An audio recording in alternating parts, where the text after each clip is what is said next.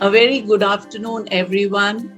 Today we have with us a very special guest from Iti Suvidya Foundation School, Miss Rashmi Ramkumar.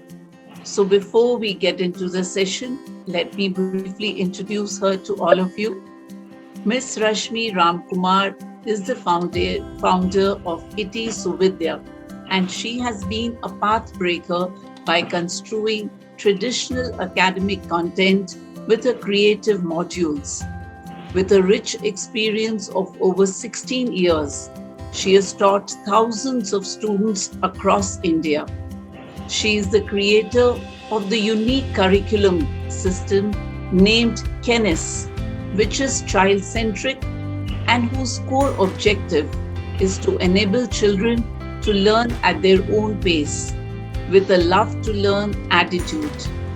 She has been running a successful educational institute in the 7th Block Jayanagar, which caters to children between the age of 3 to 16 years. She imbibes multiple skill sets such as reading, writing, critical thinking, and mathematics, along with Hindi, Kannada, and phonetics. She has recently ventured into the preschool category by setting up a foundation school in the heart of Jayanagar with the best in-class amenities. A very warm welcome to you, Ms. Rashmi. It's indeed a privilege to have you with us today. Thank you, Archana. Thanks for calling me. Even I'm happy to be here with you. Thank you.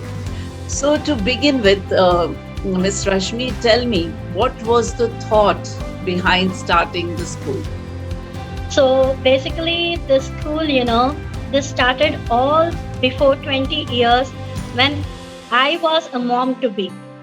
I always thought like my child shouldn't go through all the difficulties what I went as a student. I was by-hearting everything. Even though for the theorems also we had by-hearted everything, where we have to write ABC, the exact points and definitions. So I didn't want that to happen. So I started reading psychologist books like how to teach a child. Everyone says teach it the way the child understands. So I started creating modules for my son basically. So how to study, how to apply concepts and all. And that's how we started. And his friends' parents wanted me to start, they teach their children. That's how this big institution over years. Wow, that's amazing. So tell me, I'm very fascinated with the name. What does actually Iti Suvidya mean? Iti Suvidya, it's basically from Sanskrit. So Iti is this is. And anything Su is very nice. Vidya, of course, everyone knows it's the education. So this is the best education. That's what it means. Iti Suvidya. That's amazing. It's such a unique name. Thank you. So tell me, of course, you said you ventured into preschool recently, but which year exactly was the school started? So basically, we had a small school in 2006 in Padmanabh Nagar. Okay. Eventually this corona hit and we had to stop and cater those students in my institute. Now this academic year, we are starting in 8th Block Jayanagar. Okay, that's amazing.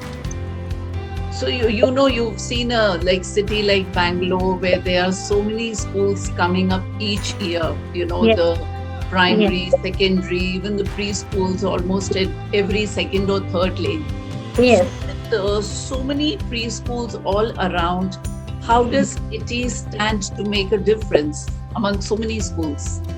Basically, everyone are doing their best for the society.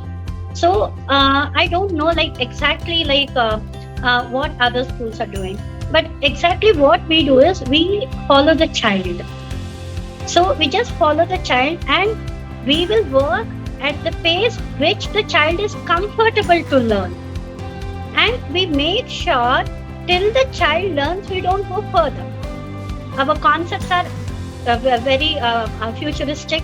We make sure we are ahead of what the child should be, what they need in future. So we work on all the skills, whether it's reading, writing, listening or speaking skills. with all the other languages too. Our math is too good. Our methodology, KENNIS, it's proven since 16 years we are using this. So that makes a pathbreaker from the normal education system. Yes, I'm sure. There are new things that one is hearing about. And can you throw a little bit of light on the curriculum that you talk about, KENNIS? So basically, KENNIS is like, see, if you know the normal Montessori way of teaching, I can just tell you the entire Montessori is 40% of my KENNIS. Okay, and the 40% we work with the playway methods where the rhymes, jingles, the writing skills, listening skills develop. And 20% we have this practical approach. We have a full-fledged lab in our school. So hands-on, I want them to experience. Instead of giving the theory to them, they'll be working hands-on. The experiments are not very big, though. Small experiments where these children can understand and retain the concepts in them. So that makes the 100% of KENNIS. Okay. Because that's really interesting to hear, and it sounds such a unique kind of a curriculum. That's amazing. So tell me, Ms. Rashmi, I think gone are the days where parents would put their child in whichever school which was probably closest to their house. Today, when the parent comes to the school, there are a lot of questions in their mind, including one which is primarily their focus is what board is the school following. So as an educator, though of course boards do not play a role at the pre-primary level, but as an educator, what do you think? Do boards really define a child's success? What are your thoughts about it? See, what I feel is until 9th grade, boards are not necessary. Because as an adult, you have to work on the child. Whether the child knows it or not, there's no hurry. You have to wait for the child to understand. See, each child's pace is different. One child might be good in math, one child might be good in English. Wait for the child to learn it, then go further. So until 9th, I don't feel boards are necessary. It's the teacher's individual capacity to train the child. But again, see, why we need boards? Once you finish your 10th grade or something, the interviewer will not have so much time to just sit with the child, speak with them for half an hour and judge them. So for the elimination process, we need boards, which is not bad too. But again, till 9th grade, boards are not necessary. Absolutely. I think it's very right, because parents don't really need to worry about what board is the school following. I think it's the methodology that the school follows. And day by day, if the child knows something better, the child is learning. The process is continuous. Yeah. And you must have come across, usually suppose a parent has a 3 or 4 year child, and they see another child who's of the same age, and that child probably knows a lot more than this child. So parents always tend to think that, and their concern is, why is it that my child doesn't know as much as the child who's of the same age? So do you think that there is any particular way that a child learns? See, basically, we should not be in any rat race. So each one has their own unique path. Ultimately, when here in our school, we work 1:10 ratio. And we make sure each and every child learns at its own pace. Okay, by the end of 6 years or something, everyone will be in the same platform.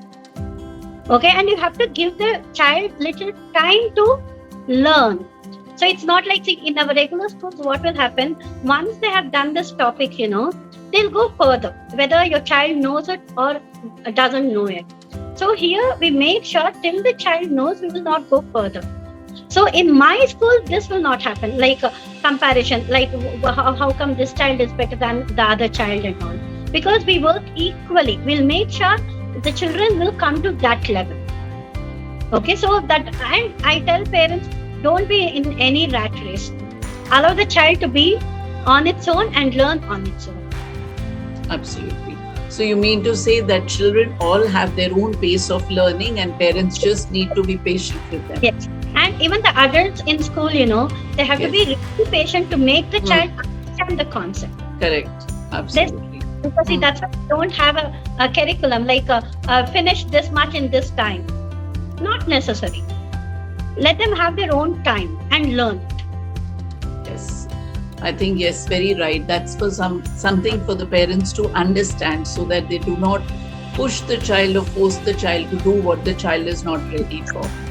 Mm. Now, coming to today, that you see the kind of scenario that we live in is when a child comes back from school, parents want that the child should probably go for different classes, maybe art class, dance class, music class, and so on, because their objective is that they are looking at building an overall personality of their child. Yeah. So, would you like to share your thoughts with parents in terms of something that they can help in inculcating in their children so that they develop this kind of personality? Yeah, see, basically, fine arts, martial arts, it's very important. Okay, once the child is good in education, the holistic development is also very important. You can just see the child. See, what I feel is like we introduce everything here, and whatever the child is very good at, either it's martial arts or it's drawing or it's dancing, I want the child to go for a specialized class so that they can gain much knowledge in that. And that's really true. Other than education, this extracurricular activities is very, very important. So we help the parent by telling them, okay, because we have all the curricular activities here, we help the child. See, your child is interested in dancing, because as a school, we have the limitation. We don't have that entire time to teach them the dance or the chess, whatever it is, or the arts or karate, whatever it is. We will not have time. We want the parents to take them to those classes, which is very, very important, other than studies. Yes.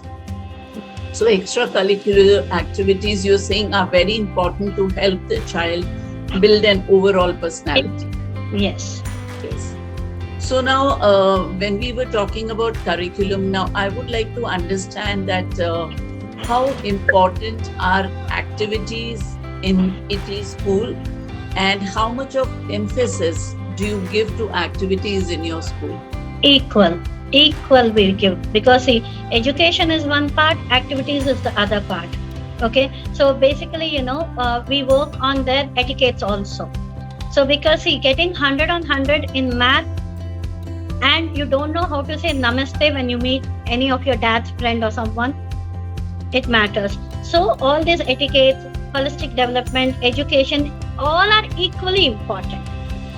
Okay, so because though you are getting 100 on 100 in math, you don't wear it on your neck and go around. So it's the way you say namaste to an elder person. Please sit down, have a glass of water. That's what makes you a person. So we give equal importance for holistic development, education, and the etiquettes.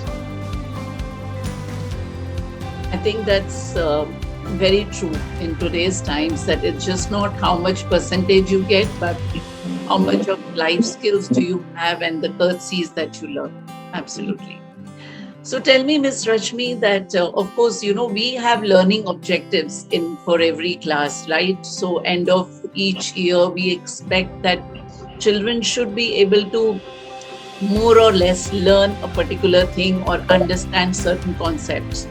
And like we talked about, that children have their unique pace of learning. So Yes. if there are children who are not able to cope up with certain requirements, then how do you help? Do you have some kind of a support system to help these children to be able to cope up till their grade level?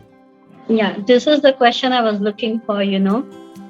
So, one thing we have to understand, nowadays, any school, they'll just term a child special. Okay. So, for me, each child is special in their own ways. Correct? You need not term one particular child special and send them to middle classes or this and that and put the child's confidence low. I don't want to do that. Yeah. See, some children will be little hyper. Fine. So we have so many skills, fine motor skills, gross motor skills, to pull the hyperness down. See, we try all those things first. So obviously this has worked. Believe me, 99.99% I have achieved this without terming them as special. Okay, so we have so many skills here with the fine and gross motor skills, and we make sure the child understands. Of course, each child is not different, but terming them immediately special is also not correct without we working on them. So work a lot on them, do your maximum, and when you feel like, okay, this is not going to happen, then I'll surely take professional help. Till then, we will do it ourselves. Absolutely. I think that's really true. And I think schools need to understand that just because a child is not able to learn, that they cannot just term the child special. I think that's a very good thing that it is doing in handling the children. And that's amazing. The percentage that you said, 99.9% time it happens. That's amazing. Medical help, Yes. So we can do it ourselves with all the material we can do. Only thing, some cases are there where we cannot handle. That surely we will refer to a professional. Absolutely.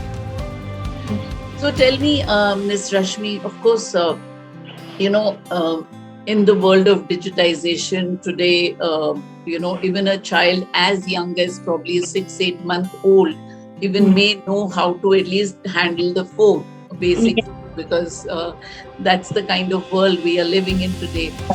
So with this kind of an environment, how do you think that we can nurture or inculcate curiosity in the children? How can we make them curious learners? See, so phone screens, it's everywhere. Now we should know how to start co-living with it. And as you say, curiosity, the child itself is curious. Only thing as an adult, we shouldn't kill the curiosity. That is what I expect from adults. Because see, when they ask questions, why, what, when, see, teachers might be in different moods, parents might be in different moods, they may just shoo away. Or if they don't know the answer, they might just shoo away. I don't want to kill the curiosity of the child. See, if you don't know, so it's fine to tell them, even I'm not sure about it, I'll get back to you on this. And that is what I expect. Child itself is curious by nature.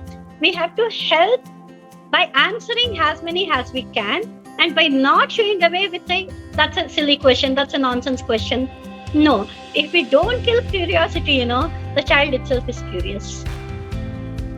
True. So workforce, as we call them, the teachers and the pillars of any school. Now, in case any parent who wants to, and after hearing so much about Iti Suvidya, wants to join as a teacher, what is the process of recruitment that you follow at your school? So my process is very, very simple. I want good language skills, which is very important. Because ours is a preschool, a very loving, caring, motherly nature, and a decent degree. That's it. Wow. Okay. That's great. So how do you judge when a person walks into your office? How do you judge that the person has all these qualities? So obviously, when I talk to them, I'll get to know the language. And degree, it's on papers, I'll get to know. And motherly nature, we will get to know. The kind of questions I ask them, what they answer, that's very important. Okay. So because when we work with young children, the teacher shouldn't be going away from nosies or potties. So it's very important because the parents will have so much trust in us and they'll give their little ones to us. We have to be trustworthy of those things. Yeah, that's very true. Now, most schools, of course, at the beginning of the session, as part of their induction, they have some training programs. So in your school, apart from the ones that you have at the beginning, do you have something ongoing also, a refresher kind of training for your teachers? Yeah, it's almost every day. So because We will be doing weekly, monthly, and all. And if the teachers have any doubts, ma'am, I couldn't teach this to this particular child. Is there any methods? They'll have their questions, and I'll be telling them this is how you have to go about with those skills and all. And we will be monitoring. Almost every day, we'll be monitoring with the things happening at the school. Okay, that's good to hear. Now tell me, we were talking about activities, and events. So apart from there would be, of course, monthly activities that you would be conducting, but what are the annual events, major events that actually take place at your school? Usually, the annual events are the annual day and the school day program. That will be in a real good, extravagant way. Other than that, as you said, monthly, weekly, and all, we'll be having some experiment show, open day days. All those things will be having. Okay. Yeah. Now, since yours is a preschool, how much of parent participation do you expect in terms of whether when a child is given some work for home or when it is to do with any kind of events that happen in school? How much of participation do you expect from them? The education part I'll be taking care of. Like whatever the projects and all, we will be taking care of. So no, I don't need any parent indulgence in that, because we don't give homeworks also. But again, as you see, like the child will be spending maximum 3 to 4 hours with me, and the rest 20 hours it will be with the parent. Okay, so I want the parent to work those 20 hours to make the child ready for the school next day by putting the child to sleep at a proper time, giving it a proper diet. All those things I expect from the parent. The punctuality, like bringing the child on time. All those things I expect from the parent. And the house environment, like the talks, basically. You should know what to talk, what not to talk, because the child carries the same thing from home to school. So parental participation, I need it at home.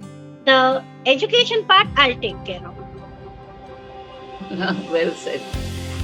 Yes, and like they always say that home is the first school of a child, so it's very important.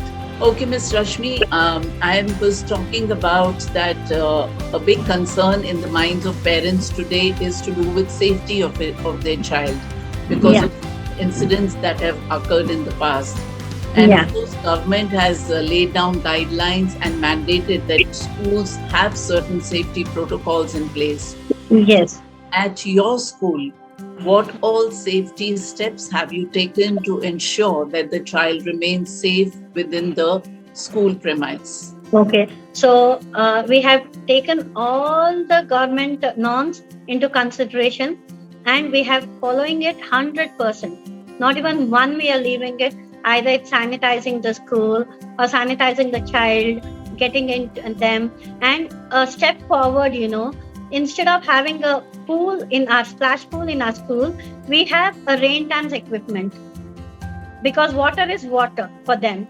And I didn't want the splash pool because I can't add chlorine. The skin is very sensitive, and water bottle is necessary at this age.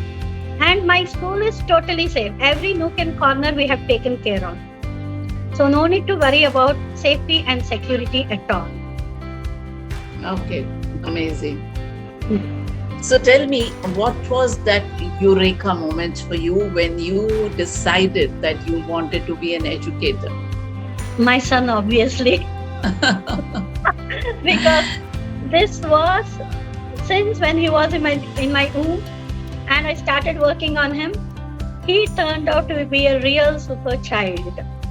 So that inspired me. Yeah, I have to change the entire world, at least not world, whatever I can, to the correct part of education system.